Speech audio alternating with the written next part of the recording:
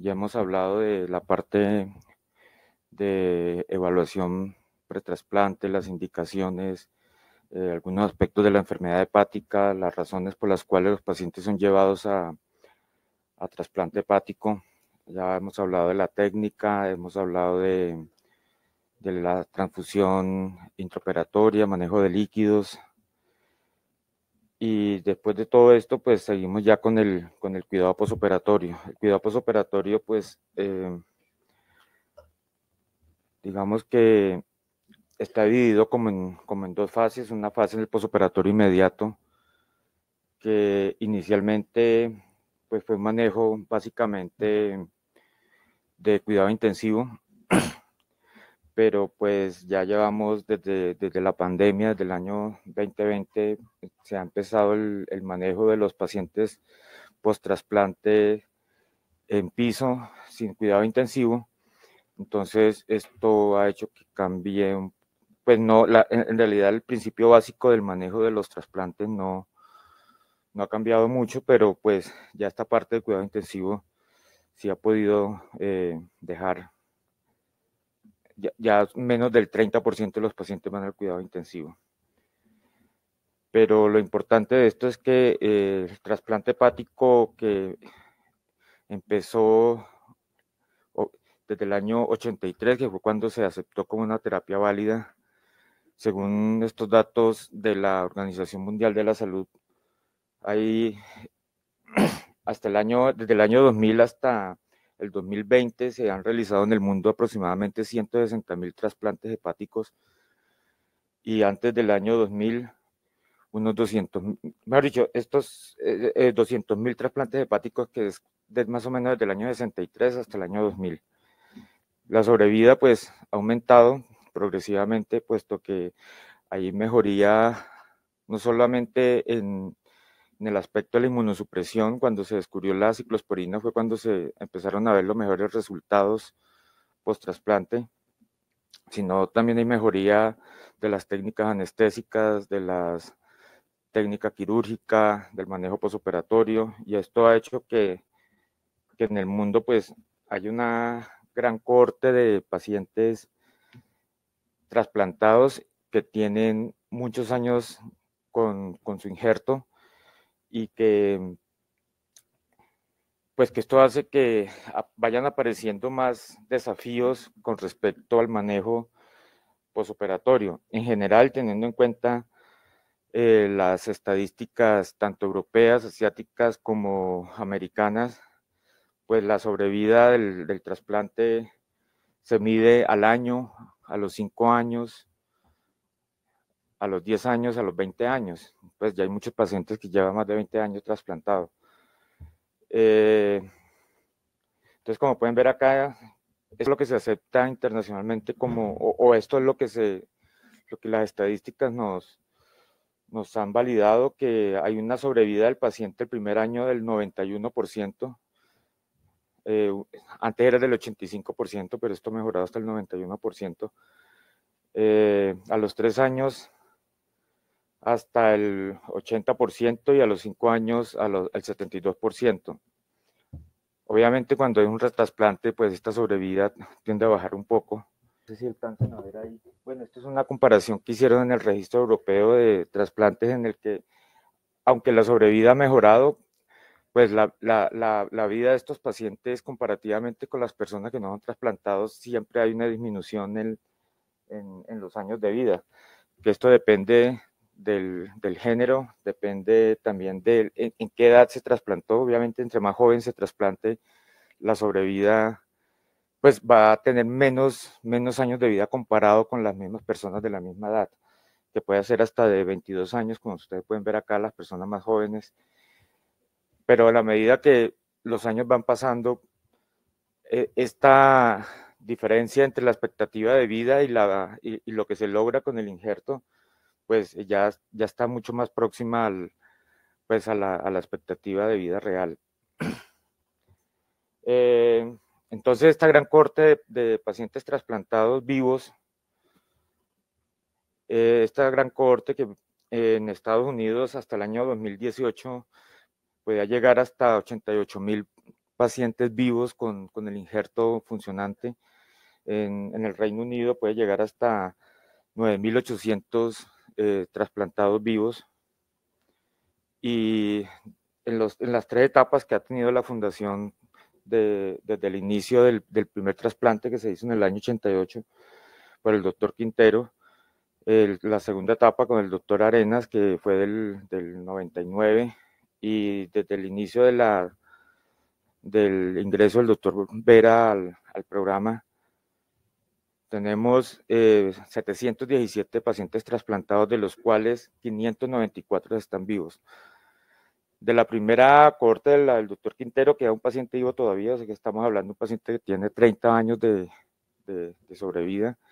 De la segunda etapa, pues por lo menos hay una religiosa que es muy conocida por nosotros, que entonces ya lleva más de 20 años también trasplantada. Y nuestros primeros trasplantes, que son del 2002, pues ya llevan también más de 20 años.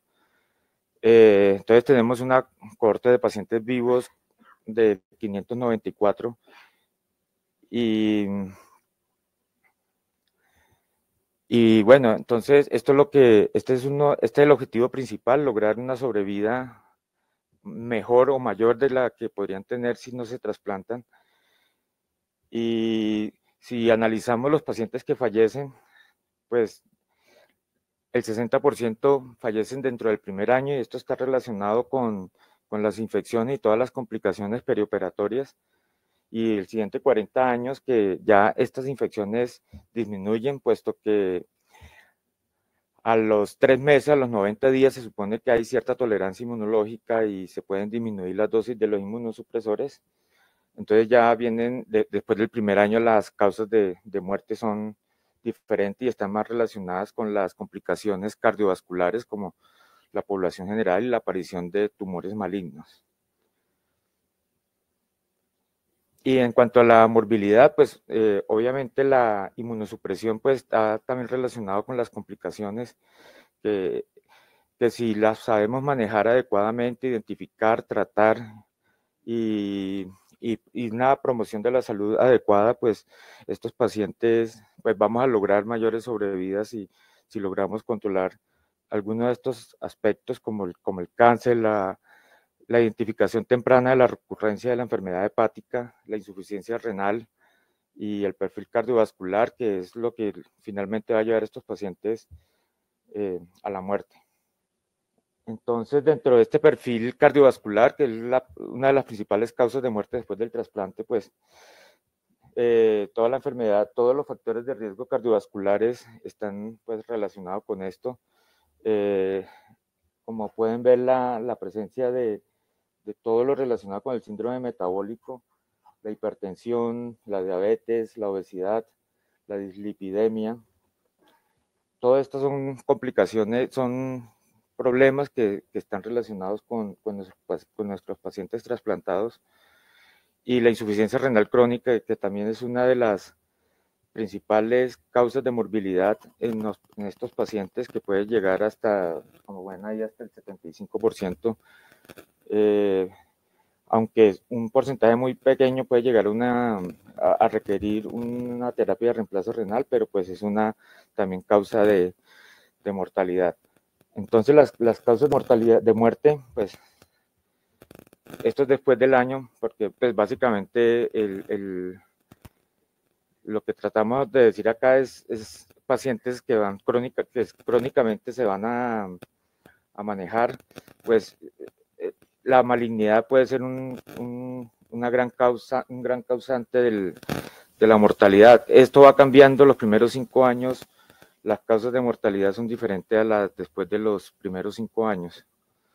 Y la malignidad, la insuficiencia renal crónica, las enfermedades cardiovasculares son como las principales causas de este tipo de manejos. De este, hay temas que pues se van a tratar o se han tratado en otras sesiones, por lo que no lo voy a hablar. Voy a hablar como los aspectos generales del manejo post-trasplantes que hacemos en la Fundación Santa Fe.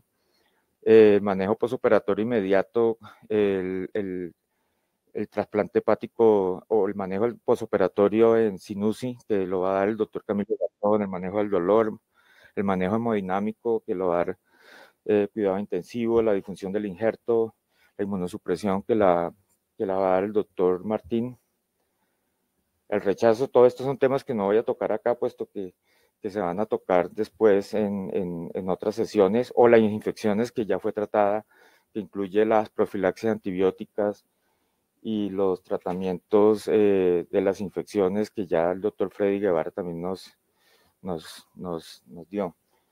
Esto, pues, esta es la hojita que manejábamos cuando los pacientes, o que manejamos cuando los pacientes van a cuidado intensivo. Estas son como las órdenes médicas, donde se tienen en cuenta el inicio de los medicamentos y inmunosupresores y otros medicamentos, y cuáles son como las metas hemodinámicas y de laboratorios.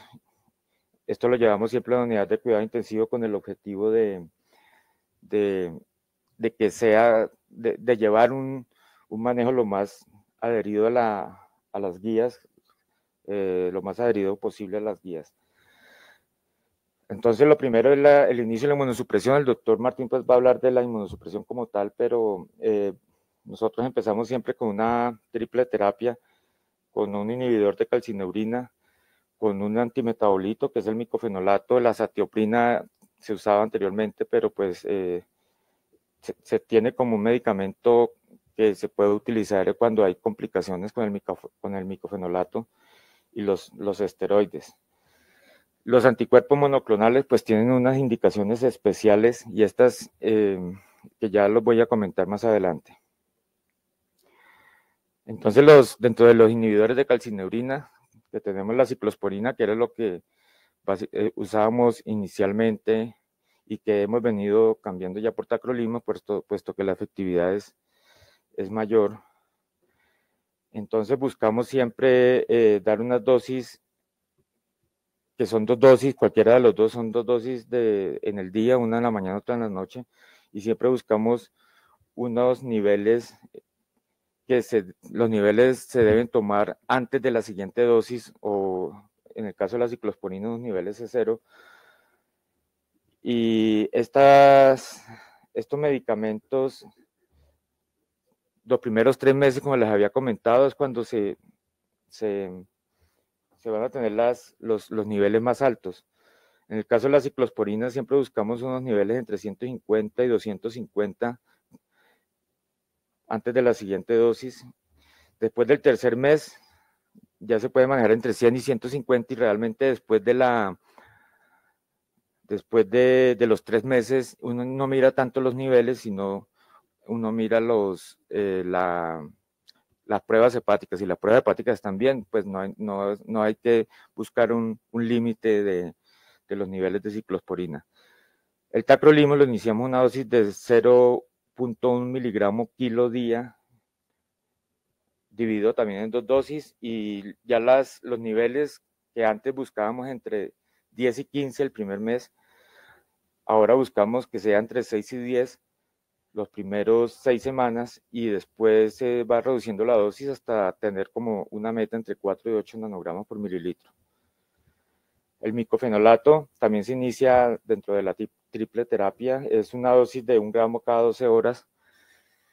El micofenolato y la azatioprina tienen los problemas de la leucopenia y la diarrea, y estas dosis se van modificando de acuerdo al número de leucocitos.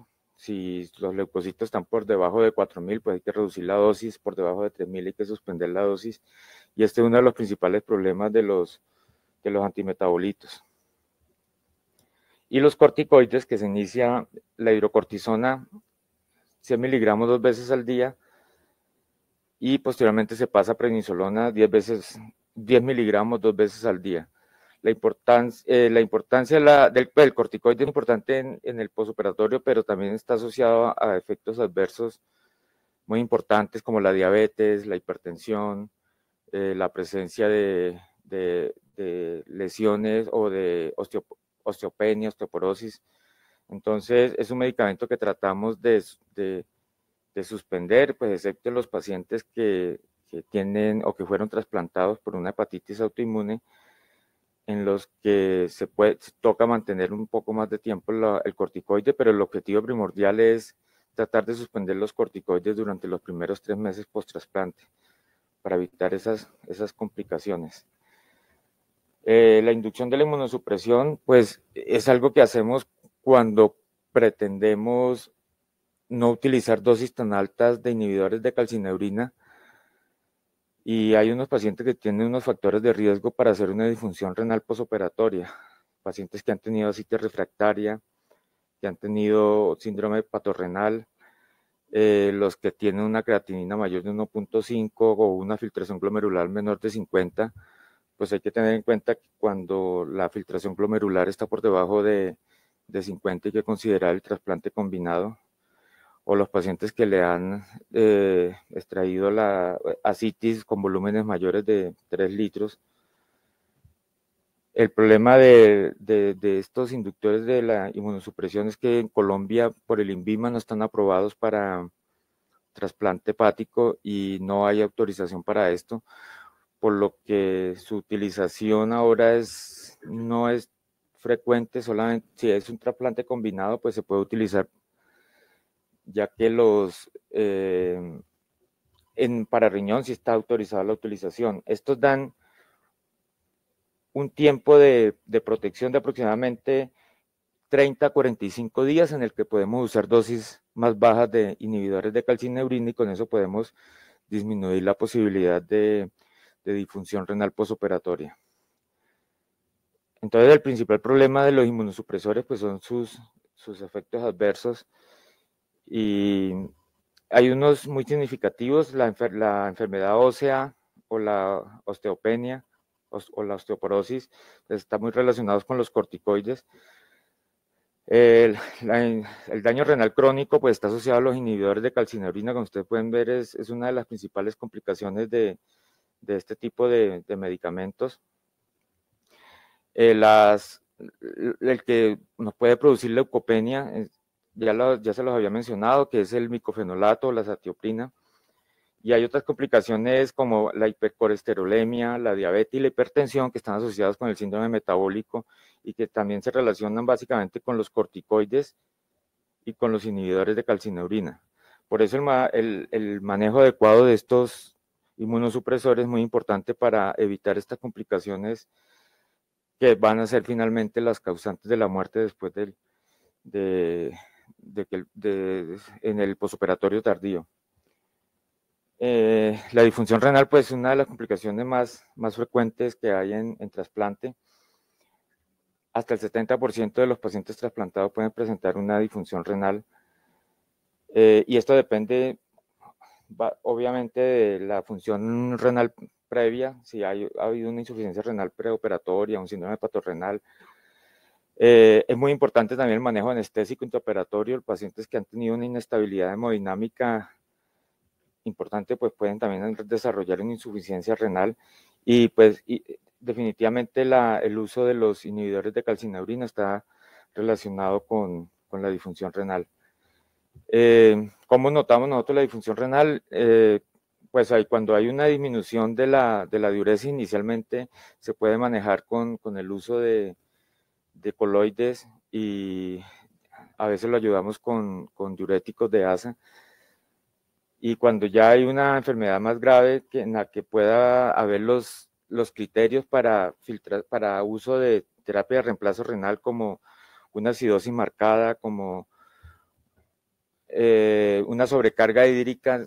Como todos sabemos, la sobrecarga hídrica puede llevar a una alta PVC, y esto altera el flujo de salida del hígado, y es muy importante pues el manejo adecuado de los líquidos, pues porque puede ayudar a que el hígado pueda no tener una adecuada función por esta sobrecarga hídrica.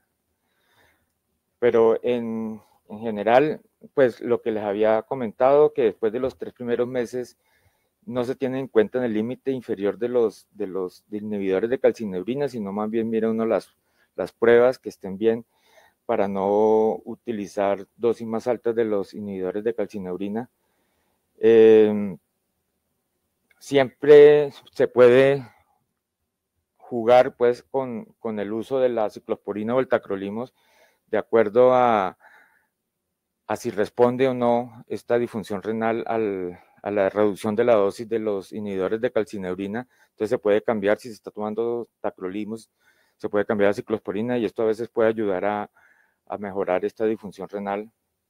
Pero definitivamente si no hay una mejoría, pues se pueden buscar otras alternativas de inmunosupresión sin la utilización de inhibidores de calcineurina, como por ejemplo usar solo micofenolato con corticoide, que eso se ha hecho, yo he visto que lo han hecho en varios pacientes, y lo importante es tratar de proteger este riñón que puede tener pues, puede tener un daño crónico y puede llevarlo a una necesidad de una diálisis.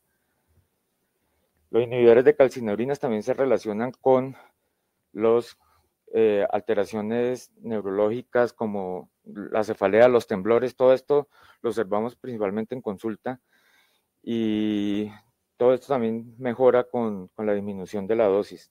El tacrolimus se ha asociado a hipomagnesemia y esto a la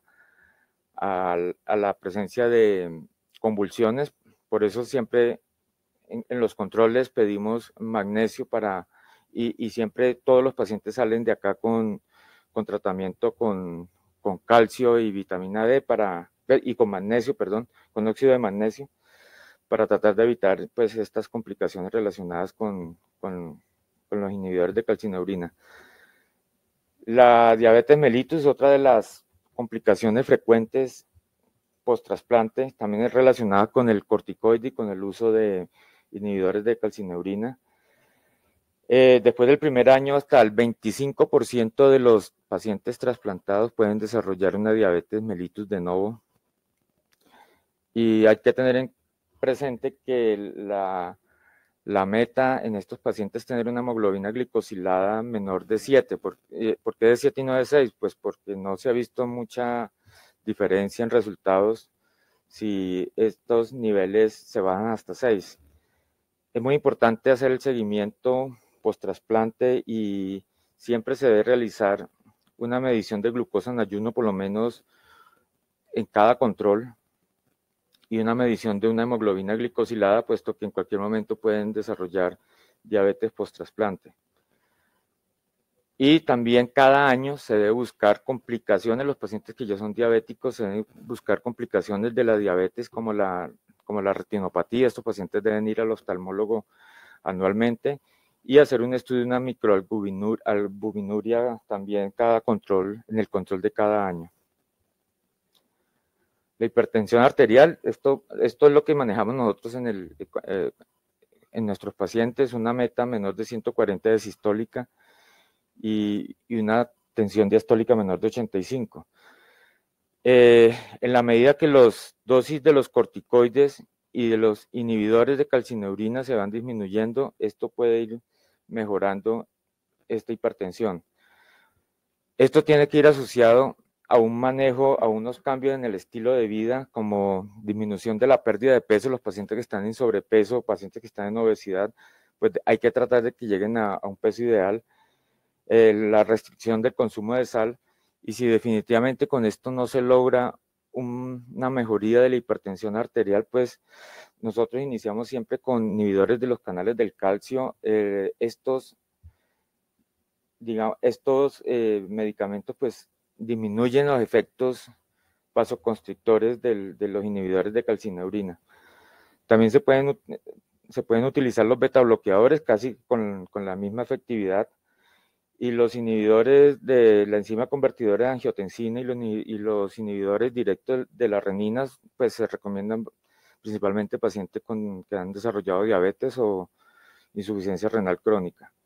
Siempre hay que tener en cuenta la medición del potasio, puesto que el tacrolimus produce hipercalemia, al igual que estos medicamentos antihipertensivos, y por eso se deben estar chequeando los niveles de potasio. Por eso es que en cada uno de los controles nosotros pedimos potasio, y si hay una elevación, pues hacemos tratamiento con resinas de intercambio iónico. La hiperlipidemia también es otra complicación importante post-trasplante. Hasta el 70% de los pacientes trasplantados desarrollan una hiperlipidemia. Pues obviamente hay factores genéticos, hay factores, el sobrepeso, y la genética también va a colaborar en la presencia de esta complicación.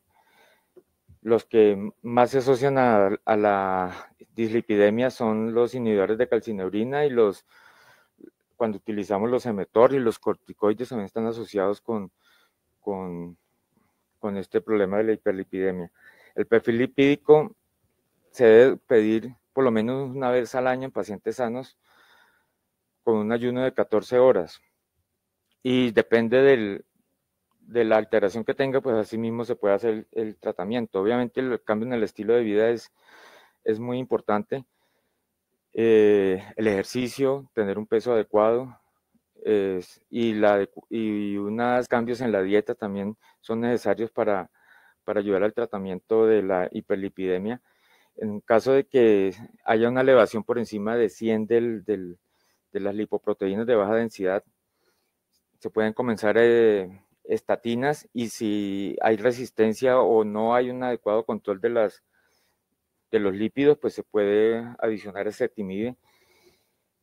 Y la hipertrigliceridemia pura sin elevación de la LDL, pues utilizamos manejo con aceite de pescado 1000 miligramos, o sea, los omega 3, y los derivados del ácido fíbrico como el genfibrosilo se pueden utilizar también en el manejo de la hipertrigliceridemia.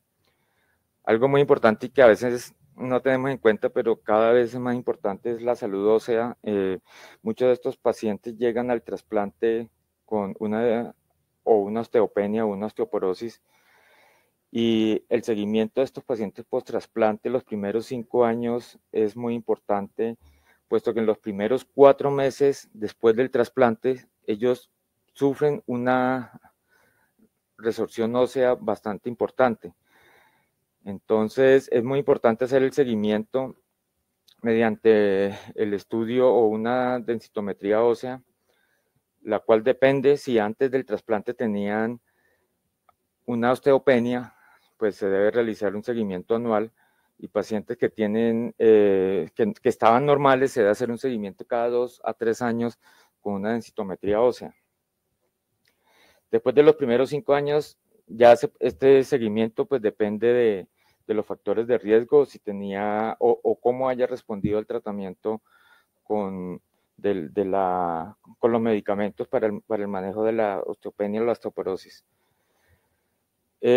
Todos los pacientes post-trasplante salen con calcio y vitamina D, por lo que les decía que hay una resorción importante de hueso en los primeros 4 meses principalmente, siempre salen con una combinación de calcio con vitamina D, y el objetivo es lograr por lo menos 1200 miligramos de calcio elemental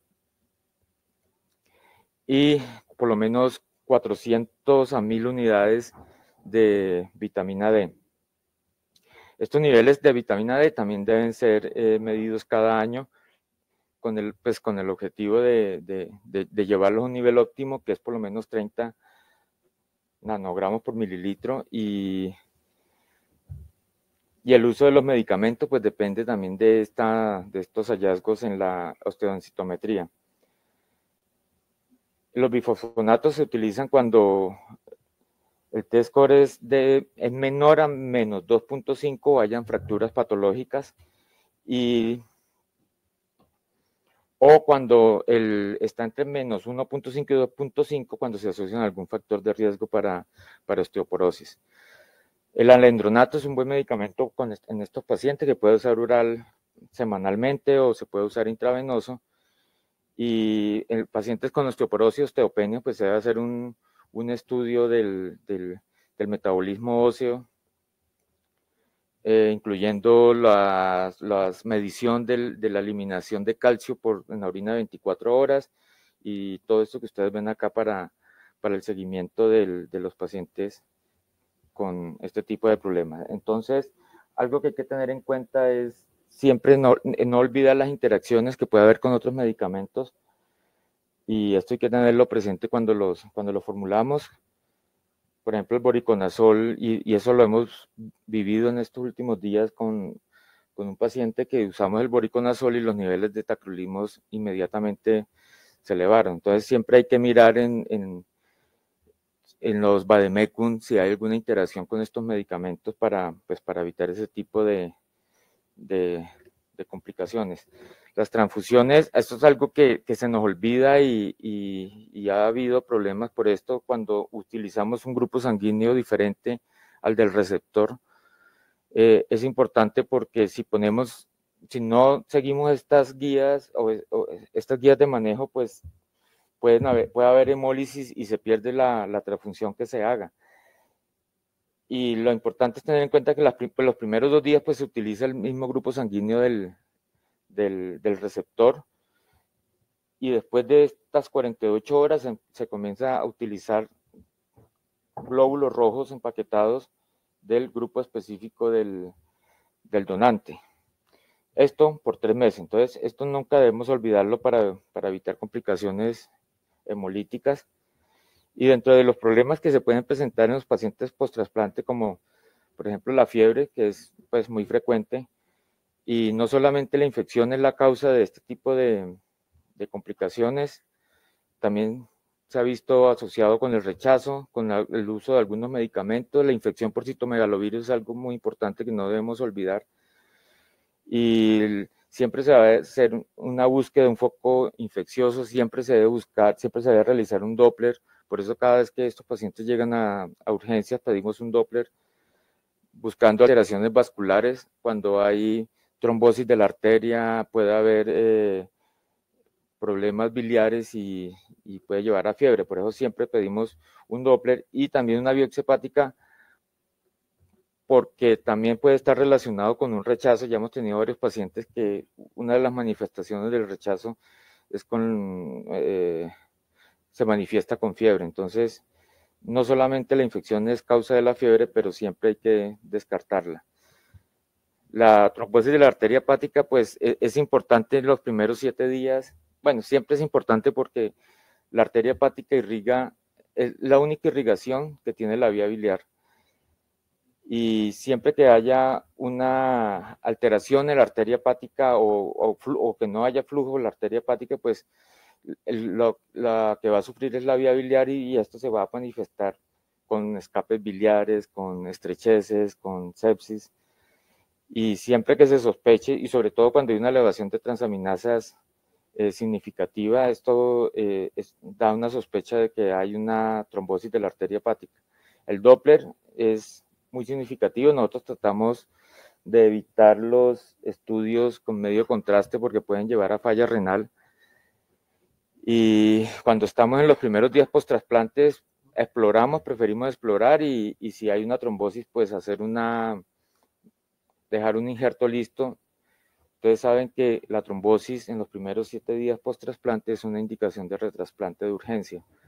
Entonces, nosotros preferimos, antes de hacer una angiotomografía, hacer el manejo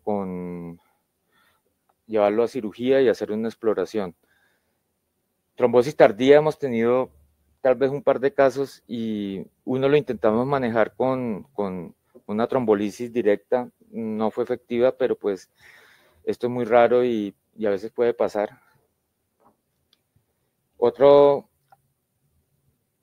problema que es frecuente es la leucopenia posoperatoria.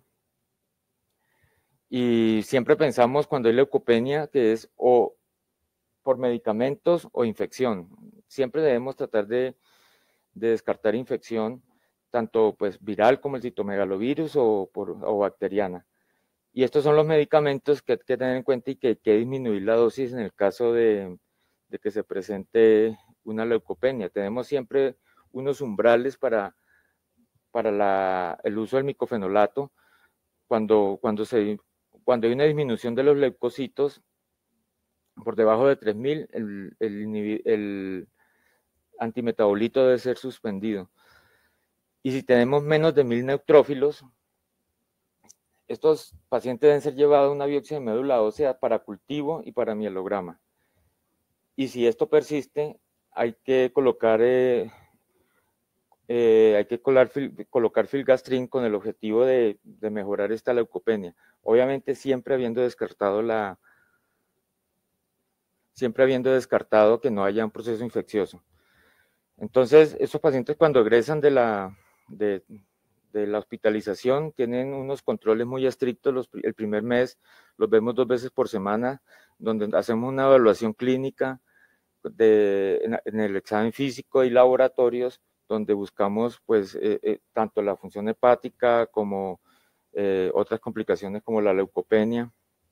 Esto lo vamos espaciando durante el segundo mes. Ya lo vemos 1 vez por semana. El tercer mes lo vemos cada 15 días.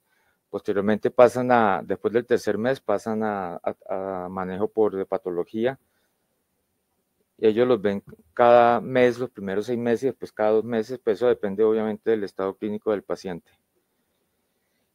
Y en la revisión anual, siempre recordar la biopsia hepática de protocolo. Depende de la etiología. Cuando es por hepatitis viral o una falla hepática fulminante seronegativa, de ser una biopsia hepática anual. Los pacientes con cirrosis por alcohol, recuerden que muchos de estos pacientes tienen ya alteraciones en la histología antes de presentar alguna manifestación en las pruebas hepáticas, y estas biopsias de protocolo, pues cuando es por alcohol es a los 1, 3, 5 y 8 años, o colangitis biliar primaria. Aquí todo esto está establecido en el protocolo. Y algo muy importante es evaluar la función renal mediante un estudio de una orina de 24 horas y el estudio completo pues de la bioquímica renal, y esto debe ser siempre en las revisiones anuales. Vamos a hacer una rápida revisión de los cuidados postoperatorios de trasplante hepático desde la visión de enfermería y de los cuidadores y pacientes trasplantados. Nosotros manejamos una guía educativa para el paciente y su familia, que es básicamente su Biblia, es el resumen de todos los cuidados que los pacientes deben tener, lo que deben y no deben hacer, y cómo pueden ellos llegar a tener un post-trasplante tranquilo, con buenos resultados y sin complicaciones. Bueno, en el post-trasplante inmediato el doctor Triviño fue bastante claro con los cuidados que se deben tener. Entonces, pues vamos a mirarlos más desde la visión del paciente, que es lo que nosotros enseñamos al paciente. Para que un paciente tenga buenos cuidados, lo que necesita es tener muy buena educación. Y la educación siempre va de la mano de enfermería, de trabajo social, de psicología y de todo el equipo multidisciplinario de trasplantes. Desde el momento que el paciente está en la sala de cirugía, hay unas órdenes que son claras para todos nosotros en el momento de la salida del paciente a recuperación. Lo principal cuando el paciente sale a recuperación, además de estar vigilado, estar todo el tiempo estando pendiente que los signos vitales estén bien, es el inicio oportuno de los medicamentos, que son medicamentos que no solamente van a proteger al órgano trasplantado, sino que también van a proteger los otros órganos, por ejemplo, los riñones. Entonces, se inician medicamentos para hacer protección de los riñones. Tenemos horarios y dosis correctas para los medicamentos. La educación de horarios y dosis correctas no solamente es para los pacientes, es también para las enfermeras. Nuestros pacientes tienen horarios estándar para iniciar los medicamentos. Como comentaba el doctor Triviño, ¿por qué? Porque muchos de esos medicamentos requieren medir niveles en sangre, entonces todos tenemos que manejar un mismo horario, no solamente para la toma, sino también para la toma del medicamento, sino la toma de los niveles y las muestras de sangre. Nuestros pacientes generalmente pasan a recuperación y se les inicia la vía oral en recuperación. Al tener ya vía oral para el paciente, podemos iniciar la inmunosupresión de forma oral, de forma rápida, dentro de las primeras 12 horas en post-trasplante. Hacemos obviamente un control de ingesta, un control de líquidos administrados y eliminados y un control de signos vitales, que es lo que se espera de enfermería. Los familiares todo el tiempo están acompañando a los pacientes porque son su soporte. En cuanto a la herida quirúrgica y sus drenes, les enseñamos a los pacientes que las heridas deben estar limpias. Nosotros no exigimos que los pacientes tengan un cuidado especial de la herida, simplemente les decimos que en el momento del baño hagan una limpieza de su herida y verifiquen que su herida esté todo el tiempo limpia. Las heridas se van para la casa descubiertas. Vigilamos los signos de infección y esos signos de infección se le explican a todos los pacientes y a sus familiares. Siempre los drenes deben estar marcados. Estando dentro del hospital y al salir del hospital, los drenes siempre van a estar marcados para poder contabilizar y registrar las características del drenaje. Procuramos que el paciente se vaya a casa sin drenes. Si el paciente se va a casa con drenes, se les da adicional educación sobre el cuidado del dren, cómo medirlo y cómo registrarlo. Se fijan los drenes bien para evitar que se desalojen y al paciente se le explica que debe tener un bolso, una mochila para que los drenes no se enreden. Entonces ellos cargan un bolsito con sus drenes de una forma muy cómoda y los permite movilizarse. También hacemos vigilancia de los sitios de inserción de catéteres. Los catéteres centrales acá pues obviamente tienen un protocolo de curación y siempre se están vigilando. Nuestros pacientes mantienen el catéter central porque eso facilita y evita punciones adicionales todos los días. En cuanto a la terapia física y la rehabilitación de nuestros pacientes, evitamos corregir el desacondicionamiento, evitamos o corregimos desacondicionamientos. Nuestros pacientes en menos de 12 horas post-trasplante ya deben estar sentados, parados y acompañados caminando para no tener inconvenientes. Procuramos la movilización asistida siempre con terapia física y un acompañante que puede ser su familiar o enfermería desde el primer día. Si el paciente requiere, también hacemos fisioterapia. En cuanto a la terapia respiratoria, se solicita una terapia respiratoria integral desde el posoperatorio inmediato y se le inicia el incentivo respiratorio al paciente, que hace parte de la educación. Los pacientes tienen que aprender a utilizar su incentivo respiratorio y hacerlo por horario. En cuanto a la nutrición siempre debe ser balanceada. Nuestros pacientes reciben educación desde el principio, desde que están en lista de espera, y parte de esa educación es la nutrición. ¿Qué es lo que buscamos? Que los pacientes tengan dietas balanceadas, que no tengan exceso de peso, que no, o sea, si están obesos, logren bajar de peso, si lograron bajar de peso, que lo mantengan, y eso solamente se evita con el soporte de nutrición. A nuestros pacientes, las recomendaciones que damos de cuidado es que eviten los crudos. Los pacientes no deben comer carne, pescado, pollo crudo. Las dietas deben ser bajas en grasas, bajas en azúcar, bajas en sal. Deben evitar algunos ácidos como la toronja y el pomelo, que afortunadamente nosotros en el medio no los manejamos habitualmente. Y los pacientes deben aprender a hacer la higienización de sus alimentos. A los pacientes se les explica inclusive cómo preparar las mezclas de lavar las verduras y legumbres. Bueno, entonces, cuando hablamos de cuidados generales para los pacientes que van a casa después del trasplante, el paciente que va a casa, lo primero que tiene que tener claro es cuáles son las señales de alarma, por qué se debe asustar y por qué debe comunicarse con el equipo de trasplantes.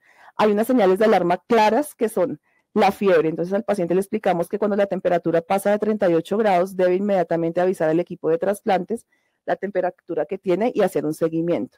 Todos los pacientes se van del hospital con un termómetro, es un termómetro digital que es fácil de utilizar y que es fácil de leer para ellos. A veces tenemos problemas con la parte visual por el tamaño de los números, pero pues verificamos que siempre hay un familiar que pueda leerlo. Si al paciente le da vómito, debe también informarnos. Si tiene diarrea, les decimos que más de 3 deposiciones líquidas, es importante que las informe para definir si es una diarrea infecciosa o simplemente es un efecto secundario de los medicamentos como el micofenolato. Obviamente la revisión de la herida, si la herida está roja, caliente, tiene algún tipo de secreción, el paciente tiene que vigilarlo, su familiar también, y nos debe comentar. Cuando tiene algún tipo de dolor intenso, que no pase con el acetaminofén, que es lo que generalmente llevan ellos para la analgesia, deben hacerlo. Cuando tienen dolor o ardor al orinar, cuando dejan de orinar, cuando las deposiciones se tornan blancas y cuando la orina está muy oscura, o sea, el paciente de nuevo vuelve a ponerse amarillo, de inmediato debe informar al equipo de trasplantes. Bueno, en cuanto a los medicamentos, el doctor Triviño fue muy claro con los efectos secundarios que tienen los medicamentos, las indicaciones. Los pacientes y sus cuidadores deben tener muy claro para qué sirve cada medicamento con palabras claras. Si el paciente sabe para qué sirve el medicamento, obviamente va a querer tomar su medicamento. Si el paciente sabe qué efectos secundarios trae el medicamento, pues los va a identificar mucho más fácil.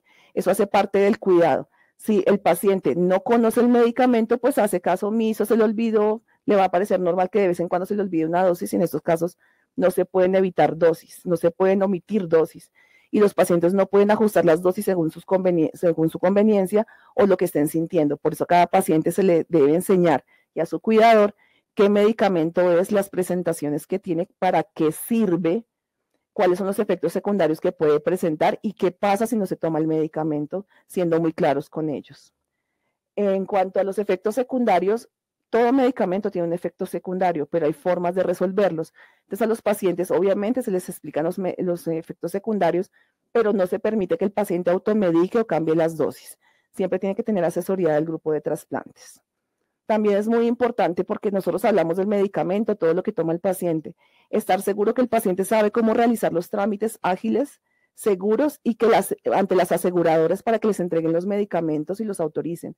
El doctor decía, hay medicamentos que no cubren las EPS, que no cubren las aseguradoras. Esto es verdad, pero hay medios, hay formas para que los pacientes logren los medicamentos, no necesariamente comprándolos. Entonces lo que hacemos es explicarle al paciente cuál es el proceso, facilitarles las entregas de formatos MIPRES y ayudarle al paciente para que siempre reciba los medicamentos. No tiene excusa que el paciente deje de tomar un medicamento. Si el paciente por alguna razón no tiene el medicamento, se debe buscar la forma de conseguirlo. Tenemos tratamientos de inicio, tenemos cadenas de pacientes, tenemos asociaciones de pacientes donde se apoyan también con los medicamentos, pero el paciente no se puede quedar sin el medicamento porque muchas veces presentan rechazos por esto. Bueno, de acuerdo con los protocolos institucionales que presentó ya el doctor Triviño, los pacientes deben asistir puntualmente a las consultas con los especialistas de trasplantes. Ya vimos que el primer mes el paciente viene 2 veces por semana, el segundo mes viene cada semana, después cada 15 días, y cuando pasa ya al especialista clínico, que son los hepatólogos, ellos vienen inicialmente mensualmente y después cada 3 meses. Todos los pacientes deben venir a consulta con laboratorios, con reportes. De nada sirve que vengan a saludar al hepatólogo. El paciente viene, trae sus soportes, trae sus laboratorios y aprovechamos para hacer renovación de fórmulas médicas, órdenes de laboratorios, imágenes, lo que necesite, y de una vez se ajustan todos los medicamentos. Cuando un paciente no asiste, simplemente no se queda en el olvido. Paciente que no asiste, inmediatamente se le tiene que hacer seguimiento telefónico para verificar por qué no asistió. Pueden ser muchas razones, pueden ser económicas, pueden ser de salud, pueden ser administrativas, y tenemos que buscar cómo resolverlas.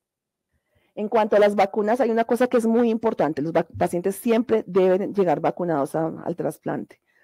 Hoy en día es muy fácil conseguir las vacunas. Los pacientes tienen la opción de los MIPRES. Nosotros tenemos un esquema básico de vacunación que el paciente debe cumplir antes de ingresar a la lista de espera, pero todas las vacunas tienen renovaciones. Pueden ser anuales o puede ser cada 5 años.